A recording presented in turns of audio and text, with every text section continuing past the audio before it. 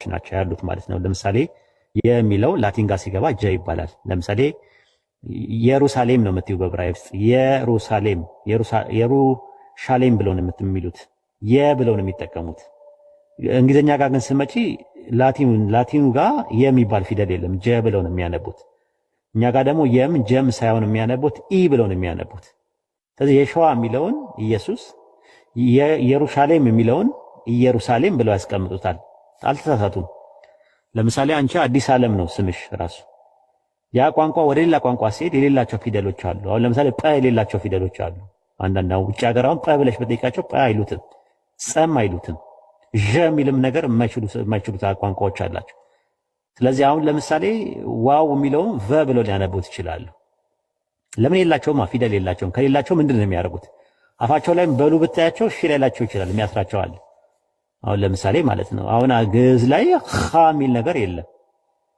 ራሱ ስትመለከቸው ኻ የሚል ነገር የለም። ቃፍ የሚባል ነገር የለም። ራሱ ቃ ነው የሚሉት እነሱ። ቃ የሚል ነገር የለም። ራሱ ብዙ ፊደሎች ማሳየት እንችላለን። ራሱ ዶድ ሶድ የሚለው ነገር የለም አሁን ግዕዝ ላይ። ስለዚህ አሁን እነዚህ ሰዎች ወደ ራሳቸው ቋንቋ ሲስተማው እንጂ ከልጅነታቸው እስካልተማሩ ድረስ ሊንጉስቲካል ዲፈረንስ ሊያመጣ ይችላል። ስለዚህ እኛ ችግር የለብንም። ኢየሱስ ቢባል ኢሳ ቢባል የሱ ቢባል ጂሰስ ቢባል የሸዋ ቢባል ኢየሱስ ቢባል ምንም ችግር የለብንም ማለት ነው። በዚህ መልኩ ነው የምናስቀምጠው። ሊንጉስቲካል ዲፈረንስ ማኖሩን ኦንቶሎጂካሊ ዲፈረንስ አለው ማለት አይደለም ነው እያልን ያለ ነው። በዘና አረግን ክርስቲያኖችን ከወሰድን እዚህ ጋር እንትን የእነሱን ከወሰድን ሙሉን ታሪካቸው ላይ ደግሞ ያስቀመጡት የራሳቸው አስተምሮቶች አሉና ጥሩ መሀል ላይ ያለው ላይ በሁለቱም ተነስቷል አድርጓል። በዚህኛው ውልደቱ ተመሳሳይ ቨርጂን ነበር በርዲ የተደረገው። ኦኬ ተመሳሳይ ይሁንና መሀል ላይ ግን ክሩሲፊክሽኑ ላይ መሀል ላይ ይለያያል።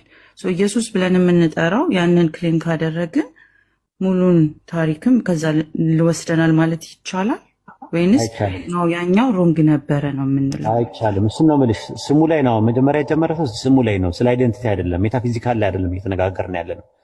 ሊንጉስቲካሊ የስሙ ዲፈረንስ መምጣት ኦንቶሎጂካሊ ዲፈረንስ አያመጣም ነው የኛ ፖይንት ያለ ነው። ወሂድ የሚለውን ስጠራ አንቺ ዋሂድ ብለሽ ልጠሪ ትችያለሽ። ሲያቀተሽ ዋሂድ ብለሽ ልታወሪ ትችያለሽ። ጨ የሚል ፊደል የለም። ለምሳሌ ጠ የሚባል ፊደል የለም። ዠ የሚባል ፊደል የሌለበት ቦታ ላይ በራሳቸው ቋንቋ ሊጠቀሙ ይችላሉ። አዲስ ዓለም የሚለው ነገር ሲጠቀሙበት ማለት ነው። ነገር ግን አዲስ ዓለም የምትባለው ሜታፊዚካሊ ስናወራ አዲስ ዓለም መልኳ ቀይ ነው ብዬ እኔ ብተርክ፣ አብዱልከሪም ደግሞ ሲናገር አዲስ ዓለም መልኳ ጥቁር ነው ቢል ከሁለታችንም ማን ነው ትክክል ብለን ስንል ሁለታችንም ትክክል ልንሆን አንችልም። ስለ አዲስ ዓለም ያለን ምልከታ አስተያየትና አተራረክ እኔና አብዱልከሪም ስለተለያየን አዲስ ዓለም ሁለት ትሆናለች እንዴ? አትሆንም። ስለዚህ ምንድነው ያለው ነገር ስንል ክርስቲያኒቲ ሩቅ አትሄጂ፣ ሙስሊሞች ጋር አትሄጂ።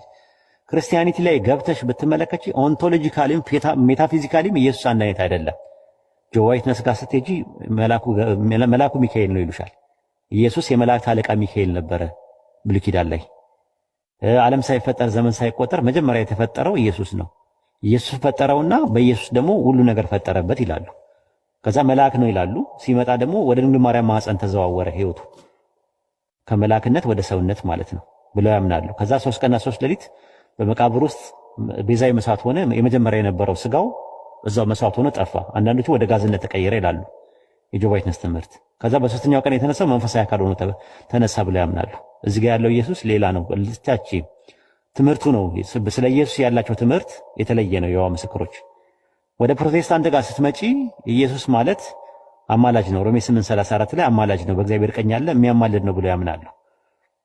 ኦርቶዶክስ እና ካቶሊክ ደግሞ አያማልድም ብለው ይላሉ። እነሱ ደግሞ ልዩነታቸው ሁለት ባህሪ አንድ ባህሪ በሚል ይለያያሉ። ኢቭን የምስራቅ ኦርቶዶክስ እና የኦሪየንታል ኦርቶዶክሶች ይለያያሉ። ዲያፊዚስ እና ሚያፊዚስ በሚል ሁለት ባህሪ አንድ ባህሪ በሚል ምንታዌ ምናምን ነገር በሚል ምንታዌና ተዋህዶ በሚል ይለያያሉ። ግን ኢየሱስ እንደዛ ነው ማለት አይደለም፣ የተለያየ ነው ማለት አይደለም። ትምህርታቸው ነው የሚለያየው። ወደ ሐዋርያ ቤተክርስቲያን በተለምዶ ኦንሊ ጀስት ካስትመጪ አብም ወልድም መንፈስ ቅዱስም ኢየሱስ ነው ብለው ያምናሉ። አንድ አምላክ አለ፣ አብ ነው፣ ከአፉ የሚወጣው ቃሉ ወልድ ይባላል፣ እስትንፋሱ ደግሞ መንፈስ ቅዱስ ይባላል። ስለዚህ ያ አብ አንዱ አምላክ በሰማይና ምድርን በመካከላቸው ያለውን የፈጠረበት ቃል አለው። ቃሉን ስጋ አድርጎ ሲመጣ ከስሞች ሁሉ በላይ ያለውን ስም ኢየሱስ የሚለውን ስም አብ ራሱ ለልጁ ሰጠው። ስለዚህ አብም ወልድም መንፈስ ቅዱስም ኢየሱስ ነው ብሎ ያምናሉ። አሁን ተመልከች፣ ክርስትና ውስጥ ያለው ስለ ኢየሱስ ያለው አመለካከት ይለያያል። እንደ ዲኖሚኔሽኑ፣ እንደ ሴክቱ፣ እንደ አንጃው፣ እንደ ፈርቁ፣ እንደነ ጎጡ ይለያያል። ያ ማለት ግን ኢየሱስ ብዙ ነው ማለት አይደለም እንደዛ። ስለዚህ እኛና ክርስቲያኖች ስለ ኢየሱስ ያለ ምልከታ አስተያየት ተለያየ ማለት ሁለት የተለያየ ኢየሱሶች ናቸው የሚል እንትን የለም። ካልዛማ ውይይቱ ለምን አስፈለገ? አዲስ ዓለም የምትባል ሌላ ከሆነች አብዱልከሪም የሚያወራው እኔ ደግሞ ማወራው ደግሞ አዲስ ዓለም የምትባለው ሌላ ከሆነች ለምን መነጋገር አስፈለገን? ስለ አዲስ ዓለም ሞክሼ ነው፣ በቃ የሞክሼ ጉዳይ ነው የሚሆነው። ስለዚህ እኛ የምናወራው ኢሳ ኢብኑ መርየም ከሆነ የማርያም ልጅ ስለሆነው ስለ ኢየሱስ ከሆነ የምናወራው አንድ አይደንቲቲ ነው ያለው። በዛ አይደንቲቲ ላይ ግን ያለን አመለካከት ያለን ትምህርት ሊለያይ ይችላል። ሩቅ ሳትሄጂ ሳይሰቀል ወደ ሰማይ አድርጓል ብሎ የሚያምኑ የኢየሱስ ተከታዮች እንዳሉ አታውቂም? ኢቦናይት የሚባሉ ናዝራውያን የሚባሉ ሌሎችም እንደዚህ እንትኖች አሉ። ኢየሱስ ሳይሰቀል ወደ ሰማይ አድርጓል ብሎ የሚያምኑ አሉ። እኛ ብቻ አይደለም የምናምነው፣ በመጀመሪያው ክፍለ ዘመን ላይ ነበሩ። እና እነሱም ምንድነው የእነሱም ኢየሱስ ሌላ ነው ማለት ነው? እንዲህ አይነት ነገሮች የለም። ኢየሱስ በአይደንቲቲ ደረጃ አንድ አይደንቲቲ ነው ያለው። እዛ አይደንቲቲ ላይ ግን ያለው አመለካከት ይለያያል። ኢቭን አጼ ምኒልክን ብትመለከቻቸው ከቦታ ወደ ቦታ ትርክቱ የተለያየ ነው። አጼ ምኒልክ ደግ ናቸው ብሎ የሚያወሩ አሉ። አጼ ምኒልክ ደግሞ መጥፎ ናቸው ብሎ የሚያወሩ ሰዎች አሉ። እንደየ እንትኑ ግን አጼ ምኒልክን ሁለት አያረጋቸው። ከሁለት አንዱ ግን ትርክቱ ትክክል ሊሆን ይችላል። ሁለቱም ትክክል ሊሆን አይችልም። በአንድ ጊዜ የሚቃረን ነገር አዲስ ዓለም ጥቁር ናት ብዬ ብናገር እኔ አብዱልከሪም ቀይ ናት ብሎ ቢናገር አዲስ ዓለምን ሁለት አያረጋትም። ችግሩ ያለው እኛ ጋር ነው። አተራረክ ላይ ነው ችግር ያለው። ከሁለት አንዳችን መታረም አለብን ነው ፖይንቱ። ግልጽ ነው። አዲስ ዓለም አሁን እንደሚስትሪው አሁን እዚህ ጋር ነው ላይ የሚያደርገው ማለት ነው። ሁሉም በዚህ ላይ ከሆነ አንደኛው ጋር የተፈጠረ ስህተት አለ ማለት ነው። እንደዛ ነው መሆን አለበት፣ መመርመር አለበት ነው። እኛም አሁን ከሁለት አንዳችን መመርመር አለበት እንጂ አዲስ ዓለምን ሁለት ካደረጋትማ ለምን እናወራለን ስለ አዲስ ዓለም? እኔና አብዱልከሪም ልንነጋገር መጣን። ክርክር አለን፣ ጭቅጭቅ አለ። ምንድነው አዲስ ዓለም ጥቁር ናት እኔ ብዬ ክሬም አደረኩኝ። አብዱልከሪም ደግሞ ነጭ ናት ከለረዋል ማለት ሁለት የተለያየ አዲስ ዓለም ከሆነ የሚያወራ ለምን እንከራከራለን? ራሱ አሁን ቁርአን እየተረከ ያለው የኢሳ ኢብኑ መርየም አለይሂ ሰላም እያለ እየተረከልን ያለው የዓለማቱ ጌታ አላህ ነው። የሚለየው ነገር እሱ ነው ራሱ። ለምን በዘመናት ሲያጨቃጭቅ የነበረው የኢየሱስ 8 ጉባኤ ነው የተደረገው አዲስ ዓለምዬ በኢየሱስ አማካኝነት የነበረ ጉባኤ። የኒቂያ ጉባኤ 325 ላይ የነበረ አለ። የቆስጠንጢንያ ጉባኤ አለ 381 ላይ፣ 431 ላይ የኤፌሶን ጉባኤ፣ የኬልቄዶን ጉባኤ የሚባል አለ በ451 ላይ። ከእንደገና ደግሞ የቆስጠንጢንያ ጉባኤ ሁለቴ ተደርጓል። የእንትን ጉባኤ የኒቂያ ጉባኤ ቢባል ሁለቴ ተደርጓል። በዓለም አቀፍ ኢኩሜኒካል ክሪዶች 7 ጊዜ ተደርገዋል በዓለም ላይ። ስለ በኢየሱስ ምንድነው አመለካከት ላይ በኢየሱስ ማንነት ላይ ነው እንደዛ የተወዛገቡት። ስለዚህ አምላካችን አላህ ምን አመጣ? ቁርአንን አመጣና ማን ይናገር የነበረ ማን ያርዳ ይቀበረ ይባላል በሀገራችን። ሙሉ ዕውቀት ያለው እሱ ነው። በሱረት ፉርቃን ምዕራፍ 25 ቁጥር 6 ላይ በሰማይና በምድር ያለው ሚስጥር የሚያውቀው አወረደው አለ። ቁርአን ያወረደው እሱ ነው። የሚተርከው ማን ነው? እሱ ራሱ የዓለማቱ ጌታ ነው እየተረከ ያለው። እንተርክልሃለን እያለ የሚናገረው እሱ ነው። ስለዚህ ይሄ የተወዘጋገበበትን አይደንቲቲ አምላካችን አላህ ክሊር አውት አድርጎልናል ነው እያልን ያለ ነው። የሆነ አንድ ተራኪ አይደለም። ረሱል ሰለላሁ ዐለይሂ ወሰለም መጥተው ቢተርኩልን ልክ ላይሆኑ ይችላሉ። ለምን? ሰው ናቸው ብለን ስለምናስብ። ሰው ደግሞ ሊሳሳት ይችላል። ግን ቁርአን የአምላካችን ያላህ ንግግር ነው። አላህ ደግሞ የሩቅ ነገር ሚስጥሮችን ገይባት የሆኑት ነገሮችን ያውቃቸዋል። ምን ተከስቶ እንደነበረ ነገር ማወቅ ይችላል። አላህ ሁሉን አዋቂ ነው። የዓለማቱ ጌታ ነው። ሰማይና ምድርን በመካከላቸው ያለው የፈጠረ ነው። የወንጌሎችን ትረካ ስትመለከች ጸሐፊዎቻቸው እነማን እንደሆኑና የተናገሩት እነማን እንደሆነ አጨቃጫቂ ነገሮች ናቸው። አሁን ለምሳሌ የማቴዎስን ወንጌል ማቴዎስ እንደጻፈውና ማቴዎስ እንደተናገረው ምንድነው ማስረጃ ብለሽ ብትዩ አያውቅም። አንድ ሰው ያለውን ነው የተቀበለው ራሱ። የማርቆስ ወንጌልን፣ የማቴዎስ፣ የሉቃስ ወንጌልን፣ እነዚህ ወንጌላት በአጠቃላይ ታሪክ ናቸው። ወንጌልም አይደሉም በእኛ በኢስላም አስተምህሮት። ለምን? ወንጌል ማለት ለኢየሱስ የተሰጠው ነው። ዮሐንስ ወንጌል ምዕራፍ 17 ቁጥር 8 ላይ የሰጠኝን ቃል ሰጥቻቸዋለሁና አለ። ስለዚህ ለኢየሱስ የተሰጠው ቃል አለ። ምንድነው የተሰጠው ስንል ዮሐንስ ወንጌል ምዕራፍ 17 ቁጥር 14 ላይ ቃልን ሰጠዋቸው አለ። ዮሐንስ ወንጌል ምዕራፍ 12 ቁጥር 49 ላይ እኔ ከራሴ ምንም አልተናገርኩምና ነገር ግን የላከኝ አብ እርሱ የምለውንና የምናገረውን ትእዛዝ ሰጠኝ አለ። ስለዚህ እኔ የምናገረው አብ እንደነገረኝ ነው አለ። ዮሐንስ ወንጌል ምዕራፍ 14 ቁጥር 10 ላይ እኔ ከራሴ ምንም አልተናገርኩምና በእኔ የሚኖረው አብ እርሱ ሥራውን ይሠራልና አለ። ዮሐንስ ወንጌል ምዕራፍ 14 ቁጥር 24 ላይ ይህ የምትሰሙት ቃል የላከኝ እንጂ የኔ አይደለምና አለ። የሉቃስ ወንጌል ምዕራፍ 4 ቁጥር 17 ላይ ለድሆች ወንጌል ሰብክ ዘንድ ቀብቶኛልና አለ። ማን የቀባው? ሐዋርያት ሥራ 10:38 ላይ አምላክ የናዝሬቱ ኢየሱስን በመንፈስ ቅዱስና በኃይል ቀባዋል። ለምን አለ? ወንጌልን ሰብክ ዘንድ አለ። ሉቃስ ወንጌል 8:1 ላይ ደግሞ የአምላክን ቃል ይናገር ነበር ይላል። ማርቆስ ወንጌል 1:1 ላይ የክርስቶስ ወንጌል መጀመሪያ ይህ ነው ይላል። ማርቆስ 1:15 ላይ ደግሞ የአምላክን ወንጌል ማስተማር ጀመረ፣ በወንጌል እመኑ አለ ይላል። በወንጌል እመኑ ሲል ያኔ እነ ማርቆስ እነ ማቴዎስ ነበሩ እንዴ ስንል አይደለም። ከአምላኩ ተቀብሎ ሲያስተላልፍ የነበረውን ነበረ ወንጌል። የኢየሱስ ወንጌል መጀመሪያ የሚለው እሱ ነው።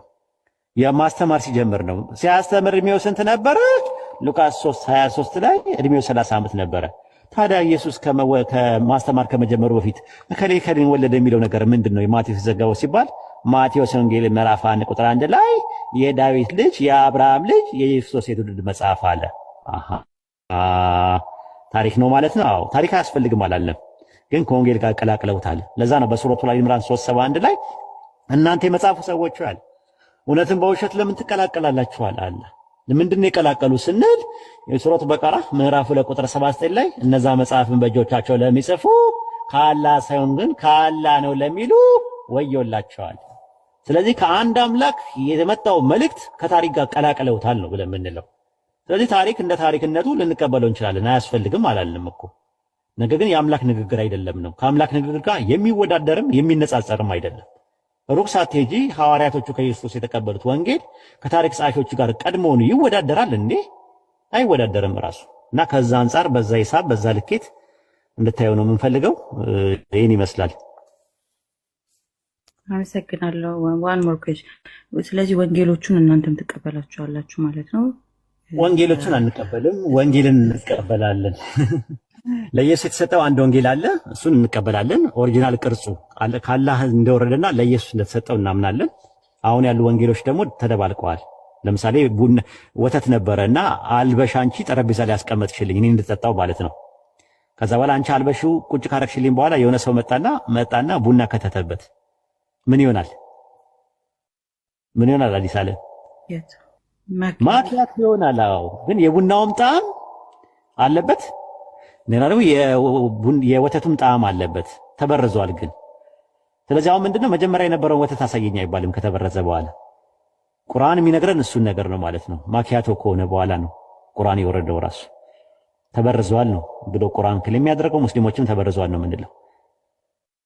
ስለዚህ በኦሪጂናል ቅርጹ ያለው ነው መጽሐፍ የት ነው ያለው? በምን እናውቃለን? እሱን ነው ኮምልሽ። ወተቱ ከተበረዘ በኋላ መጀመሪያ ከላሙ መታለቡን እስቲ መጀመሪያ የነበረውን ፒውር ወተቱ የነበረውን አሳየኝ ማለት ይቻላል? ማኪያቶ ካደረገው በኋላ ይቻላል? አይ እንደዛ ማለት እኮ ነው። እነሱም እኮ ያምናሉ እኮ ኮራፕሽን እንደሆነ እንደተበረዘ ያምናሉ እኮ ምሁራን። ችግር የለባቸውም እሱ ላይ ማለት ነው። ቴክስቹዋል ቫሪያንት የሚባል ነገር አለ። ኦሪጂናል አውቶግራፊ የለም። የአምላክ ቃልና የሰው ሲነርጊያ ብለው እኮ ይሉታል እኮ። ሲነርጊያ ማለት የአምላክና የሰው ንግግር ቅልቅል ነው ብለው ነው የሚያምኑት እነሱ። ይሄ እኮ አያጡትም ራሱ ኖርማል። እና አንቺም ስታጠኚ እንደዚህ እኮ ነው እንትን የሚሉሽ። ከሌን ወለደ የሚለው ነገር አምላክ ነው እንደዛ እየተናገረ ያለው።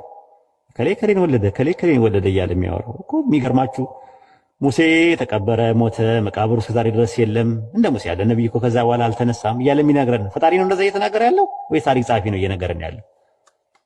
ጳውሎስ የሆነ ሳለ በርኖሴን አምጣልኝ፣ አሳደዱኝ፣ እንትን አሉኝ፣ ራበኝ፣ ጠማኝ ምናምን ይላል። ማን ነው እየተናገረ ያለው? የአምላክ ቃል ነው እንዴ ያ ነገር? ኢየሱስ ወደ ቢታንያ ሄደ፣ ከዛ በኋላ ቅጠል አገኘ ምናምን እያሉ ታሪክ ጸሐፊዎች ናቸው። ኢቭን በእውን የማይታወቁ ማለት ነው። ያንን እንደ አምላክ ቃል አደረገና ምንድነው መበረዙ ማስረጃ አሁን ላይ አለ ወይ ነው ተብሎ የሚጠየቀው እንጂ ከመበረዙ በፊት የነበረው መጽሐፍ አምጡ ተብሎ አይጠየቅም። የፈሰሰ ውሃ ይታፈሳል እንዴ? አዲስ ዓለምዬ ይታፈሳል?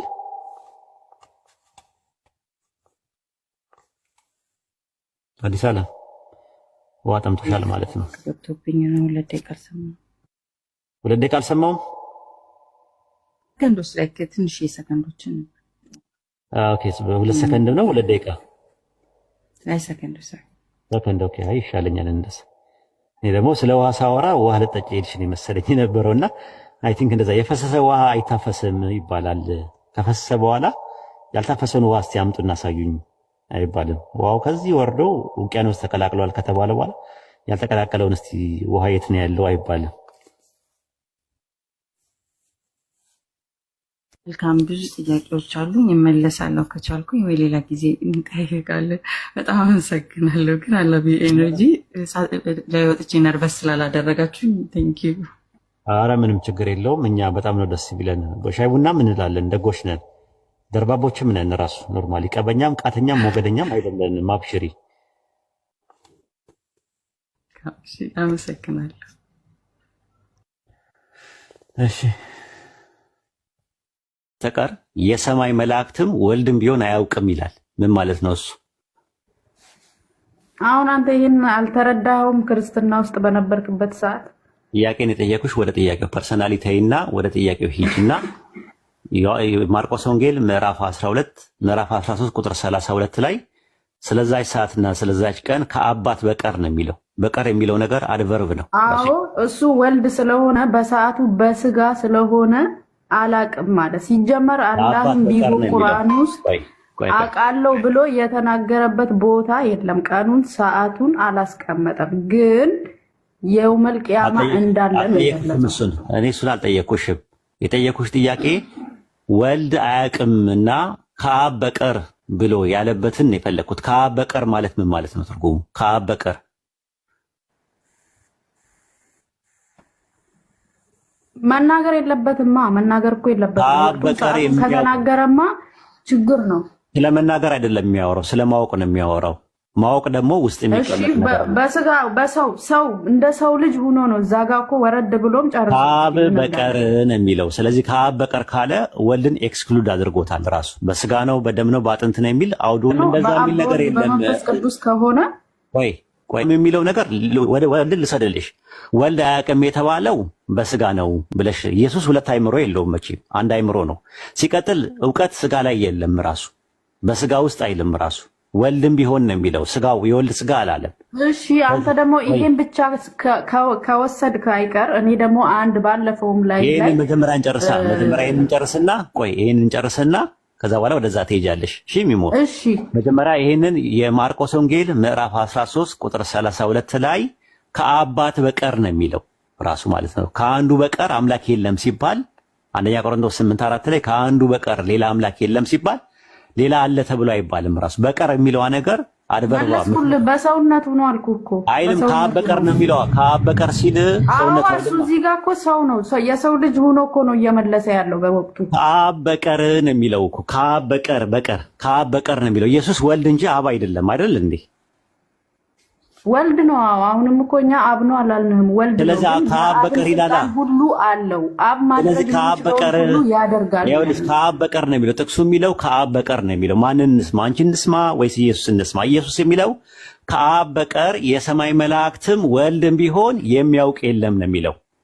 ስለዚህ እዛው መጨረሻ ላይ ደግሞ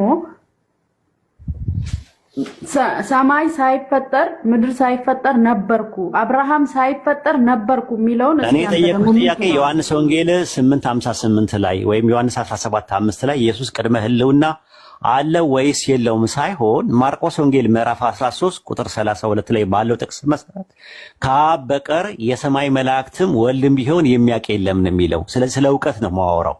የጠየቅኩት በሰውነቱ ነው አልኩህ እኮ። አይልማ በሰውነቱ ከሆነ እሺ፣ እኛ ነና ስናነብ እኮ እኛ በሰውነቱ የሚል መረዳት አለብን። በሰውነቱ አንደኛ በሰውነቱ የሚል ነገር የለም። እውቀት ሰውነቱ ውስጥ የለም፣ አይምሮ ውስጥ ነው ያለው። ኢየሱስ ሁለት አይምሮ የለውም። የመለኮት አይምሮና የሰው አይምሮ የሚል ሁለት አይምሮ የለውም። ኢየሱስ አንድ ፐርሰን። እንደዛ ካልክ ደግሞ ዓለም ሳይፈጠር ነበርኩ፣ ከአብርሃም በፊት ነበርኩ የሚለው እሱን እናያለን እኮ ዮሐንስ። እኔ አልጠየኩሽም እኮ ኢየሱስ ከድንግል ማርያም ከመወለዱ በፊት ፕሪ ሂውማን ስቴት ወይም ደግሞ ቅድመ ተሰግቦት አለ ወይስ የለም የሚለውን ጥያቄ ባቀርብ ኖረው ለጥያቄው መልስ ምናልባት እዛ ላይ እንወያይበታለን። ጥያቄው አይደለም አንተ አንዱን ስትቀበል አንዱን መተው አትችልም። አልችልም። እሱ በቦታው ነው። አሁን የኔ ጥያቄ እሱ አይደለማ። ፕሬኤግዚስታንስ አለ ወይም የለም ወይም ደግሞ ቅድመ ሕልውና አለው ኢየሱስ የለም እውቅና አለው። በደንብ ነው የሚያውቀው። ስለሚሆነው ዮሐንስ ወንጌል ማርቆስ ወንጌል ምዕራፍ 13 ቁጥር 32 ላይ ባለው ጥቅስ መሰረት ከአብ በቀር የሰማይ መላእክትም ወልድም ቢሆን አያውቁትም ይላል። ወልድ ደግሞ 1% ነው።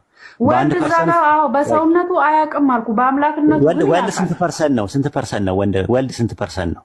1% ነው። በ1% ውስጥ ስንት አይምሮ ነው ያለው? እንደዛማ ከሄድክ እኮ ዓለም ሳይፈጠር ነበርኩ። የጠየኩሽ ጥያቄ እባክሽ ማርቆስ ወንጌል 13:32 ላይ ጨርሽኝ። መልሰው እስኪ ይሄኛውን ደግሞ መልስልሻለሁ። መጀመሪያ ይሄንን መልሽውና ስትጨርሺ ነው ወደዛ ማስኬድሽ። ገባሽ? ማርቆስ ወንጌል አልመለሽም። ኢየሱስ 1% ነው። ኢየሱስ 1% ነው አልሽ። ከ1% ውስጥ ስንት አይምሮ ነው ያለው? 2 አይምሮ ነው ያለው። 2 አይምሮ ነው ያለው አላልኩህም? ታዲያ 2 አይምሮ እኮ ነው እኛ የሰው ልጆች ሰዓቱ ወቅቱን እንዳናውቅ አላዋቂ የኛ አይምሮአችን ይኸውልሽ ውስንነት አለው። ይኸውልሽ ሚሞዬ የኔና ያንቺ አይምሮ ሰው ነን፣ መለኮት አይደለንም። ስለዚህ የኔና ያንቺ አይምሮ የሰው አይምሮ አያውቅም። ኢየሱስ የማያውቀው ሰው ስለሆነና በሰው አይምሮ ከሆነ በመለኮት አይምሮ ደግሞ የሚያውቅ ከሆነ ስንት አይምሮ ነው ያለው ኢየሱስ? 1 አይምሮ ነው አልኩህ እኮ ያለው። 1 አይምሮ ከሆነ በ1 አይምሮ ስንት እውቀት ነው ያለው? 1 እውቀት ነው ያለው። ስንት? ስለዚህ እውቀት የሚገኘው የት ነው? ስጋ ላይ ነው ወይስ አይምሮ ውስጥ ነው ያለው እውቀት? እንግዲህ እሱ ላለበት ለራሱ ምክንያትና መልስ አለው። ሰው ሆኖ እንደ ሰው ልጅ ነው የመለሰው እያልኩ ነው። እንደ ሰው ልጅ ሆኖ እኮ 1 አይምሮ ካለው በ1 አይምሮ ውስጥ የሚያውቅና የማያውቅ የሚባል 2 እውቀት የለማ። ሚሞይ አንቺ ራስሽ እኮ አስተንትኝ ይሄንን ነገር ረጋ ብለሽ። ኢየሱስ 1% ነው ካልሽ 1% አንድ ማንነት ነው ካልሽ በአንድ ማንነት ውስጥ እሺ፣ በአንድ ነገር እንስማማ። እዚህ ጋር እኔ ለምሳሌ አንተ ኡስታዝ ነህ፣ እኔ ደግሞ እዚህ ጋር እንደኛ እምነት እኔ ከፍ ያለ እውቀት የለኝም። ገና እየተማርኩና እያነበብኩ ነገር የለውም እኮ ሳታውቂ ነው የሄድሽው ነው። አሁን ፖይንቱ ምንድነው መሰለሽ? ማርቆስ ወንጌል አይደለም። እኔ እንደራሴ አዋቂ ነኝ፣ አውቄ ነው አምኜ ነው የሄድኩበት። እናም ደግሞ እያነበብኩ ነው እየነገርኩ ነው። ግን ይሄንን ፓርት እኔ የራሴ መልስ ሰጥቻለሁ። አንተ ደግሞ ሌላ ሰው ትጠይቃለህ። እለፈው ይሄን ፓርት ማለት ነው። ኖ ችግር የለውም አልፈዋለሁ። ግን ማርቆስ ወንጌል ካልሆነልክ በሰውነቱ ነው ስልክ አይ ካልከኝ ተው፣ ችግር የለውም። ዮሐንስ ወንጌል እሱ ይኸውልሽ ማርቆስ ወንጌል 13:32 ላይ ባለው ጥቅስ መሰረት ስትሄጂ ከአብ በቀር ነው የሚለው። አሳይመንት ይዘሽ ሂጂና ምንም ችግር የለውም። ከአብ በቀር ነው የሚለው። አንብቤዋለሁ አንተ የምትለውን ግን እኔ ደግሞ አንብቤ የራሴ መልስ በሰውነቱ አልሰጠሽም። መልስማ አልሰጠሽም። እሱ ራሱ ግን አሳይመንት እንዲሆንሽ እኮ ነው። አሁን ያዥውና ትሄጃለሽ። ልጨርስ ነው በቃ። ማርቆስ ወንጌል ምዕራፍ 13 ቁጥር 32 ላይ ስለዛች ቀንና ስለዛች ሰዓት ከአባት በቀር የሰማይ መላእክት ወልድም ቢሆን የሚያውቅ የለም አለ። ወይም ደግሞ ልጅም የሚሆን የሚያውቅ የለም አለ። አሁን እዚህ ጋር ስንመለከተው ወልድ አያውቅም ሲባል በስጋ ነው አይባልም። ስጋ ያውቃል አያውቅም አይባልም። ስጋ ውስጥ እውቀት የለም። እውቀት ያለው አይምሮ ውስጥ ነው። ኢየሱስ የሰው አይምሮ አለው ካልን የመለኮት አይምሮ አለው ካልን 2 አይምሮ ካለ 2% ነው የሚሆነው። ያ ደግሞ ወደ ንስጥሮስ ትምህርት ነው የሚያስኬደው። ቆይ በቃ እሺ ይሁን አልኩ። አንዴ ልጨርስ እንጂ ሚሞዬ እንዴ ጥያቄን እኮ እንድትመልስልኝ ነው። እኔም እመልስልሻለሁ። ቆይ ተረጋጊ፣ አይዞሽ፣ ችግር የለውም። ውሃ ጠጪ፣ አጠገብሽ ውሃ ካለ። እሺ ተረጋግተሽ አውሪ። ማርቆስ ወንጌል 13:32 ላይ ኢየሱስ 2 አይምሮ የለውም 1 አይምሮ ነው ያለው ካላችሁ በአንድ አይምሮ ውስጥ የሚያውቅና የማያውቅ ኢየሱስ የሚባል ነገር የለም። ካወቀ ሙሉን ያውቃል፣ ካላወቀ ደግሞ አያውቅም ራሱ። ስለዚህ የመለኮት አይምሮ የለውም ኢየሱስ። ለምን? የማያውቀው ነገር አለ። ከአባት በቀር ነው የሚለው እዛ ጋር። ከአባት በቀር ማለት ወልድ የሚባለውን አይደንቲቲ ኤክስክሉድ ነው ያደረገው፣ ወደ ውጭ ነው ያወጣው ራሱ። ይሄ የመጀመሪያው አርጊመንት ነው። ኢየሱስ መልእክተኛ ነው። በመልእክተኛነቱ ደግሞ ተልኬ መጣው፣ ከራሴ አልናገርም፣ አባቴ እንዳስተማረኝ ነው እያለ እየተናገረ ሙሉ እውቀት ነበረው። በስጋው እንጂ በመለኮት ያቅ ነበር የሚባል ነገር የለም። ኢየሱስ የሚያውቅበትን ጥቅስ ትሰጭኛለሽ? ሁሉን አዋቂ እንደሆነ የሚያሳይ ጥቅስ ትሰጭኛለሽ? ጥያቄው ስለ እውቀት ነው። አይዞሽ፣ ካለ አለ ትልኛለሽ፣ ከሌለ የለም ትኛለሽ። አዎ አለ። እሺ ሁሉን የሚያውቅበት ጥቅስ ስጭኝ እስቲ እንትን ልበል። ምክንያቱም እንደሚሰቀል መቼ እንደሚሰቀል ምን ሁሉን ነገር ሲናገር ነበር የዮሐንስ ወንጌል ውስጥ። መቼም ሁሉንም አንብበዋል። ነብይ ስለሆነ ነው የሚባለው እንጂ ጳውሎስም እኮ እንደሚሞት ተናግሯል ራሱ። ሩጫዬን ጨርሻለሁ የሕይወት አክሊል ይጠብቀኛል እያለ ይናገራል። የመጨረሻው ዘመን ያሉትን ነገር ይናገራል ጳውሎስ። አንተ ክርስቶስንና ጳውሎስን አታገናኛቸው እኮ። ጳውሎስ የወደፊቱን ነገር ተናግሯል። እንዴት ሊናገር ቻለ? እሱ ሲናገር ከምን አንተ? እሱ ራእይ ታይቶት ነው። ስለዚህ ኢየሱስም መንፈስ ቅዱስ ስላረፈበት ነው፣ አባቱ ስላስተማረው ነው፣ እውቀቱን ከአምላክ እየሰማ ስለነበረ ነው። ዮሐንስ ወንጌል ምዕራፍ 12 ቁጥር 49 ላይ እኔ ከራሴ ምንም አልተናገርኩምና አለ፣ ነገር ግን የላከኝ አብ እርሱ የምለውና የምናገረውን ትእዛዝ ሰጠኝ ይላል። ዮሐንስ ወንጌል ምዕራፍ 8 ስልጣን ተሰጥቶታል። አብ ስልጣን ተሰጥቶታል። ሁሉም ጥያቄው ስለማድረግ አይደለም፣ ጥያቄ ስለመናገር ነው። ስለመናገር ላይ የተነገረው ነገር ላይ ከራሴ ምንም አልናገርም ብሏል። ዮሐንስ ወንጌል 14:10 ላይ እኔ ከራሴ ምንም አልተናገርኩምና አለ፣ ነገር ግን የምትሰሙት ይሄ የላከኝ እንጂ የኔ አይደለም ይላል 24 ላይ። ስለዚህ ኢየሱስ ከራሱ ካልተናገረ ስለዚህ ከራሱ አይደለም እውቀት ያገኘው። ሲናገር የነበረው ነብይ ስለሆነ መልእክተኛ ስለነበረ መልእክት እየተቀበለ